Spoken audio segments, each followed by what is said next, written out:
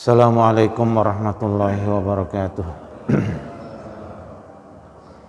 Alhamdulillahi rabbil alamin. Wa bihi nasta'inu ala umurid dunya waddin. Wassalatu wassalamu ala asyrafil anbiya wal mursalin wa ala alihi wa sahbihi ajma'in, amma ba'du.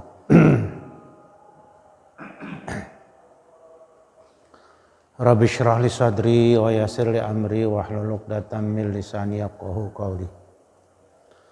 Qala Allah Ta'ala fi kitabihil karim, a'udzu billahi minasy syaithanir rajim. Bismillahirrahmanirrahim. Iqra bismi rabbikal ladzi khalaq, khalaqal insana min 'alaq. Iqra wa rabbukal akram alladzi 'allama bil qalam. 'Allamal insana ma lam ya'lam. Wa qala Rasulullah sallallahu alaihi wasallam, ahlul Qur'ani khassatuh. Atau kama qala Rasulullah sallallahu alaihi wasallam. Shadaqallahul azim wa sadaqa rasuluhun nabiyul karim wa nahnu ala dzalika minasy syahidin. Walhamdulillahi rabbil alamin. Jamaah salat subuh yang dimuliakan Allah Subhanahu wa taala, kita lanjutkan kajian subuh ini bersama kitab Ihya Ulumuddin, masih di bab zahir adabit tilawah. Adab-adab yang zahir saat membaca Quran. Qala al-muallif rahimahullah wa nafa'na bi ulumi fid dharain amin. Waqad qala sallallahu alaihi wasallam, benar-benar memberikan arahan, memberikan cerita, bersabda Nabi kita Muhammad sallallahu alaihi wasallam, idza qama ahadukum minal laili yusalli falyajhar bil qiraati fa innal malaikata wa ummaratad dar yastami'una qira'atahu wa yusalluna bi salatihi. Apabila bangun di antara kalian minal lail, dari satu malam, yusalli, hendaknya salat. Kita tadi malam semuanya alhamdulillah bangun sahur.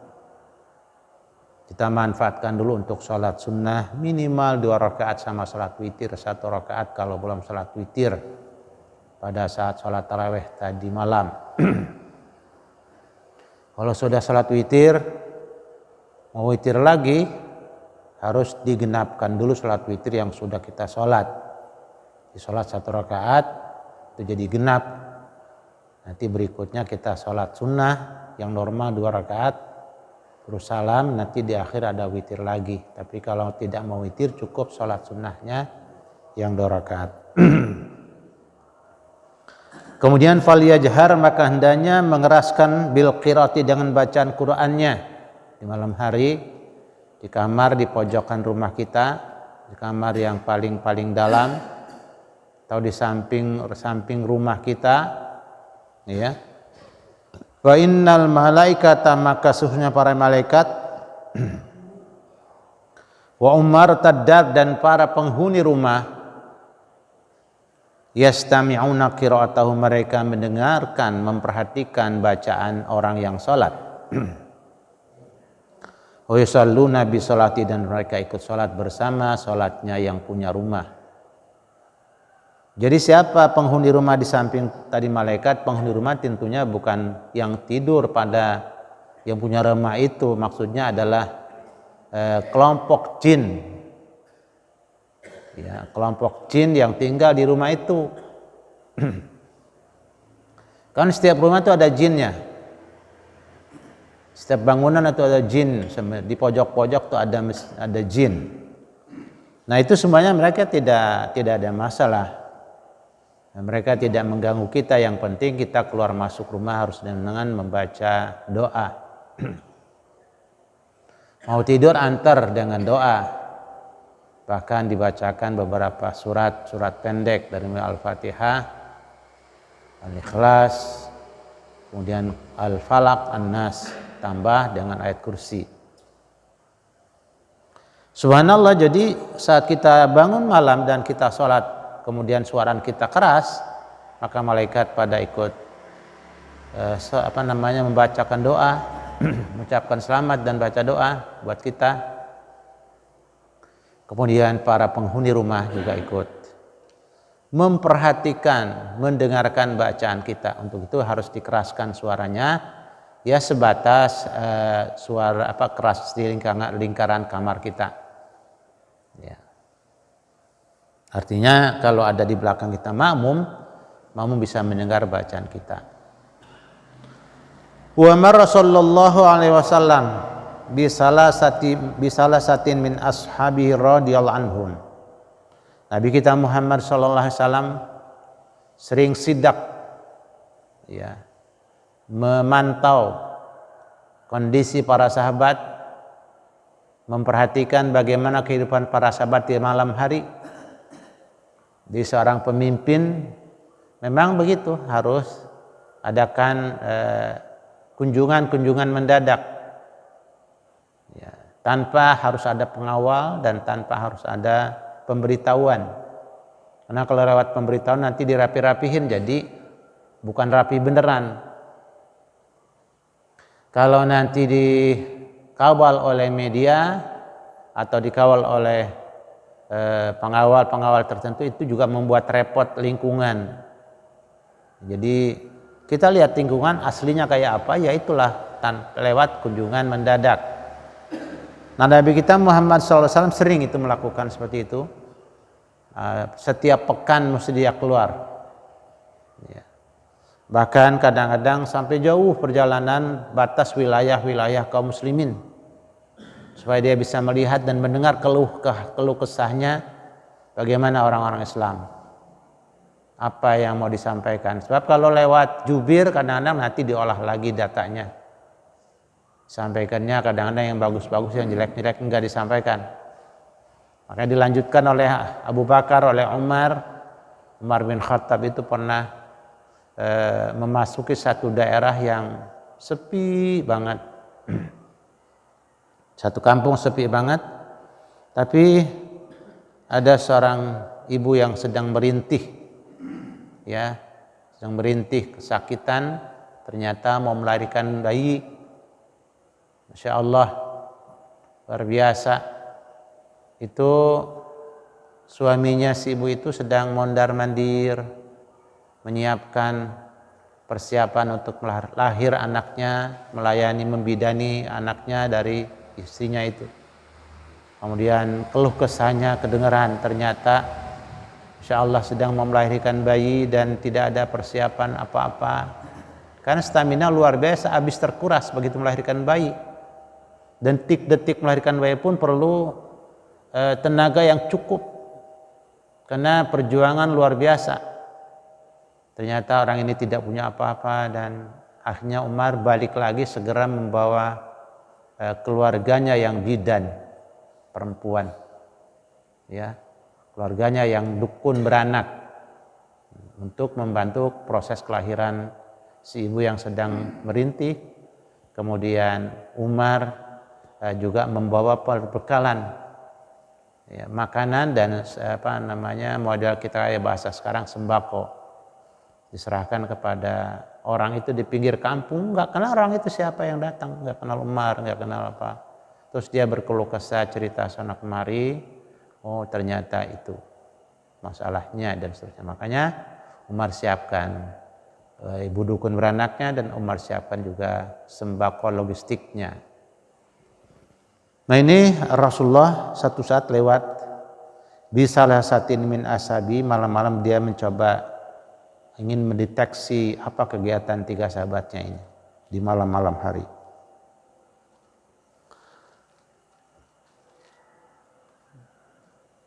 Mukhtalifil ahwal, ya, dalam kondisi sembunyi-sembunyi, ya, mukhtalifil ahwal.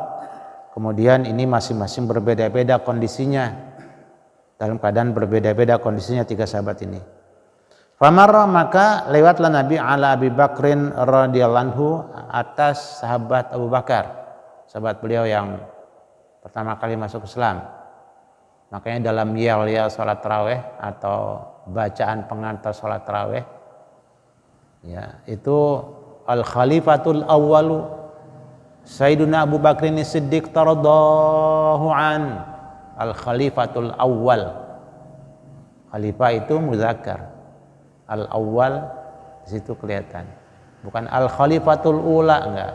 Al-khalifatul awwalu Sayyiduna Abu Bakrin Siddiq radhiyallahu an. Itu yel. Kalau bahasa orang-orang dunia pendidikan sekarang. Jadi harus ada yel-yelnya biar semangat. Dan di samping yelnya itu yel yang memang mengingatkan siapa? Khalifah yang pertama. Dia adalah Sayyidina Abu Bakar Siddiq, mudah-mudahan Allah meridai kepadanya. Ucapkanlah radhiyallahu anhu buat Anda semuanya. Begitu.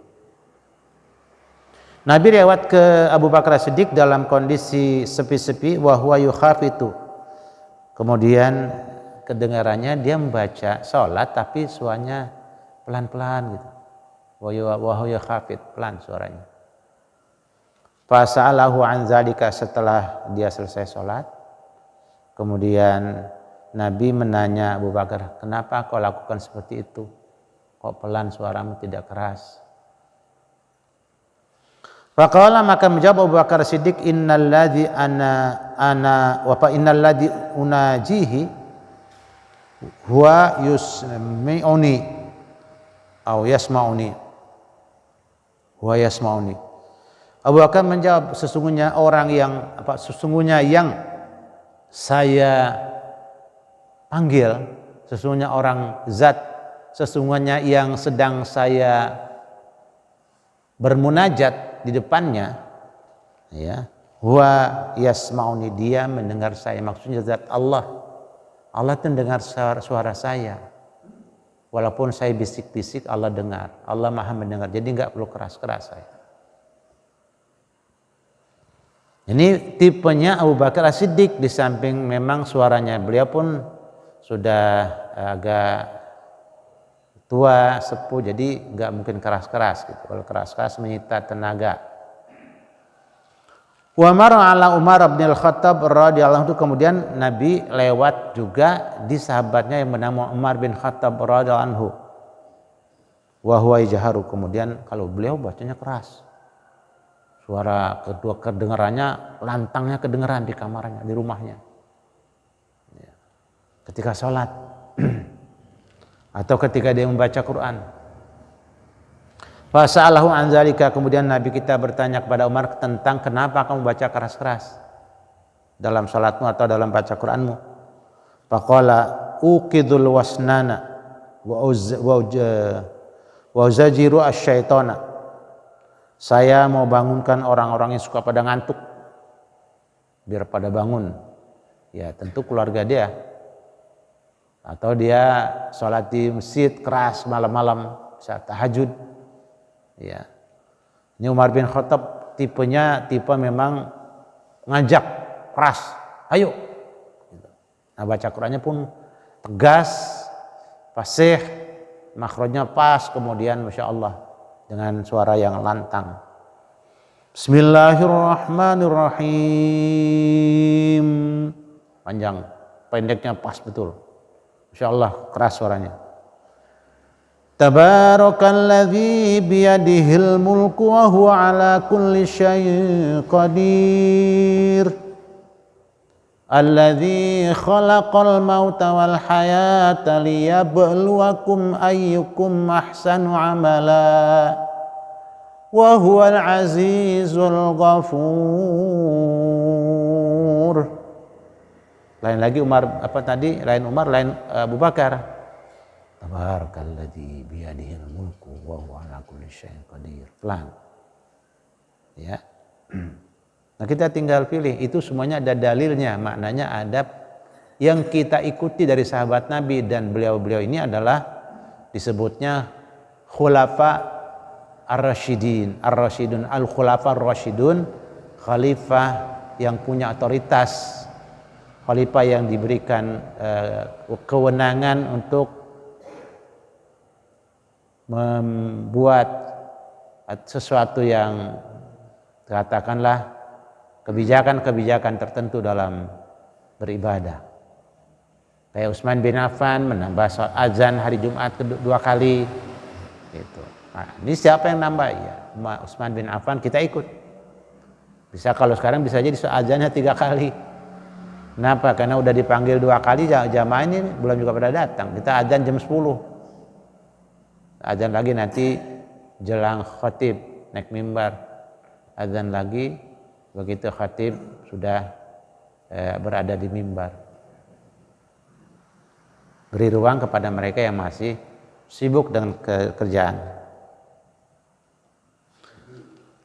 Nah, beliau apa bilang? Bangunkan yang itu wa ujaziru syaitan, dan saya menghalau syaitan supaya tidak mengganggu dengan suara saya yang keras.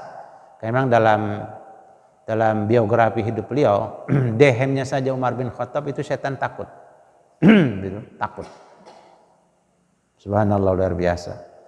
Dan apalagi orang-orang gemeteran kalau Sayyidina Umar bin Khattab karena wibawanya begitu tinggi. Ya. Wa marra ala Bilalin. Kemudian Nabi melewati Bilal, coba mendeteksi Bilal kalau baca Quran kayak wa huwa yaqau, dia sedang membaca beberapa ayat min hadis surah, dari surat ini, wayan min hadis surah, dan beberapa ayat dari surat yang lain. Fasa'alahu, maka Nabi bertanya kepada Bilal, anzalika, kenapa kau membaca kok sepotong dari beberapa ayat dari surat Al-Baqarah, beberapa ayat dari surat Al-Imran, kenapa enggak semuanya aja Al-Baqarah gitu? Kenapa enggak Al-Imran saja? Di rakaat pertama surat Al-Baqarah sekian ayat, rakaat kedua dia baca surat Al-Imran sekian ayat. Nah, Nabi tanya, kenapa kamu lakukan itu? Faqala akhlitu tiba bitib. Masya Allah. Kata Bilal, jawabnya, saya mencampur satu parfum ke parfum yang lain biar ada aroma khusus. Ini juga sebuah ilmu penelitian namanya. Dia memberikan bimbingan kepada kita, ya, dicoba. Kita ada beli parfum yang merek ini, kemudian merek ini bisa dicampur. Aromanya atau baunya kayak apa? Nah, ini ayat Al-Quran yang dia baca 5 ayat pertama di surat Al-Baqarah, kemudian dia baca lagi Ali Imran di ayat terakhir. Allahu Akbar. Jawaban beliau sangat cantik. Jawabannya agar saya mau mencampur parfum ini dan parfum ini. Karena memang gambarannya ayat-ayat Al-Quran itu adalah parfum yang bisa dinikmati oleh indera kita, oleh telinga kita, oleh hissiyah kita, perasaan kita. Masya Allah. Faqala sallallahu alaihi wasallam, maka Nabi kita memberikan jawaban, Masya Allah, kullukum qad ahsana wa asab. Semuanya kalian telah melakukan kebaikan. Nah, ini pelajaran, artinya boleh kan? Ini fikihnya, nanti kita boleh baca surat Al-Fatihah di rakaat pertama, kemudian kita sambung surat 5 ayat, 10 ayat di satu surat ini, dan rakaat kedua kita baca berapa ayat begitu di rakaat surat yang kedua. Wa asaba, dan telah melakukan yang benar. Fal wajhu fil jam'i baina hadil ahadis, maka arahan yang kita bisa gabung di antara hadis-hadis ini, anna al-israr ab'adu anir riya wa tasannu', bahwa afdalu fi haqqi man yakhafu dzalika ala nafsih. Maka dari arahan kesimpulan hadis-hadis yang tadi kita baca, bahwasannya memelankan bacaan Quran abadu itu lebih jauh anir riya, dari terjadi ke perbuatan riya. Riya itu ingin dibilang hebat dan seterusnya, ingin dipuji oleh orang lain. Watasannu, dan dari kayak dibuat-buat begitu. Bahwa afdhalun fi haqqi man yakhafu dzalika, maka membaca Quran dengan pelan itu lebih afdal bagi orang yang takut terjadi riya pada dirinya. Ya kalau memang khawatirkan ada perasaan nanti hebat, perasaan nanti merasa suaranya bagus, itu nanti jangan dikeraskan, pelan-pelan aja. Ya. Fa illam yakhaf wa lam yakun fil jahri ma yushawwisu fil waqta ala musallin akhar fal jahru afdal. Masya Allah. Kalau dia tidak khawatir muncul sifat ria yang ada pada dirinya, ingin perasaan dapat pujian, kemudian walam yakun fil jahri, dan tidak menimbulkan dalam suara yang keras sesuatu yushawisul waqta, yang mengganggu waktu ala musallin akhar, atas orang-orang yang lain dalam sholat. Karena dalam sholat itu kan waktunya kan memang panjang. Bisa jadi rombongan jamaah pertama udah selesai, muncul rombongan jamaah berikutnya karena masjidnya terbatas, jamaahnya padat. Maka bisa jadi itu nanti terjadi. Kita sholat, atau nanti dalam sholat yang sunnah kita bisa jadi berbeda jamaah, ya berbeda jamaah. Nanti jangan sampai kita baca Quran yang keras, yang lagi sholat terganggu dengan suara kita. Fal jahru afdalu, maka di dalam dengan suara yang keras buat mereka yang tidak qatria, tidak mengganggu orang yang ada di masjid dalam saat sedang sholatnya, baik tahiyatul masjid ataupun dalam sholat qabliyah dan seterusnya, itu lebih afdal. Li annal amala fi aksar, karena perbuatan dalam suara yang keras itu lebih banyak. Wa anna faidatahu aidan tata'allaq bi ghairihi, dan sesungguhnya faedahnya juga itu bergantung kepada yang lainnya. Wal khairul muta'addi afdal minal lazim, maka kebaikan yang menjalar itu lebih bagus daripada kebaikan yang tidak menjalar. Jadi kalau kebaikan itu menjalar lebih bagus daripada kebaikan yang cuman untuk dirinya. Makanya kita baca Quran itu kita mengajar Quran lebih bagus kita baca Quran sendirian. Kenapa? Kalau kita mengajarkan, otomatis kita membaca dan orang mendapat dari yang kita baca. Suara keras pun kalau kita baca suara keras, orang bisa menyimak, orang bisa mendengarkan, dan mereka juga bisa meniru bacaan kita yang dianggap baik oleh mereka. Nah, disitulah nanti namanya kebaikan yang menjalar. Tapi kalau pelan sendiri, otomatis kan buat dia sendiri. Dia tidak bisa memberikan kebaikan kepada yang lain. Nah, di situ tentunya tadi dengan catatannya sudah tidak ada unsur riya dalam hatinya dan tidak mengganggu orang-orang yang ada di sekitar. Wa yannahu, dan sesungguhnya bacaan yang keras yuqidhu qalbar qari, juga bisa membangunkan hati orang yang membaca. Wa yajma' himmahu, dan bisa menghimpun semangatnya ilal fikri fi, untuk mengadakan tafakkur fi dalam hatinya. Wa yusrifu ilaihi sam'ahu, dan bisa memfokuskan kepada hatinya sam'ahu, baca pendengarannya. Waliannahu yutridun nauma, dan karena sesungguhnya juga bacaan keras yutridun nauma itu bisa mengusir tidur, bisa mentidur kantuk. Fi raf'is saut, dalam mengangkat suara. Waliannahu yazidu fi nasyatihi, dan sesungguhnya baca jangan suara keras yazid bisa menambahkan fi nasyati, dalam semangatnya, lil qiraati, dalam membaca. Wa yuqallilu, dan menyedikitkan min kaslihi, dari rasa malasnya. Ya, kalau suara itu dia keraskan dan dengan nada sedikit, dengan ada suara yang merdu, itu membuat dia tambah semangat. Walanau, dan sesungguhnya bacaan yang keras yarju bijahrihi, dia bisa mengharap dengan bacaan kerasnya tayaqudu naimin,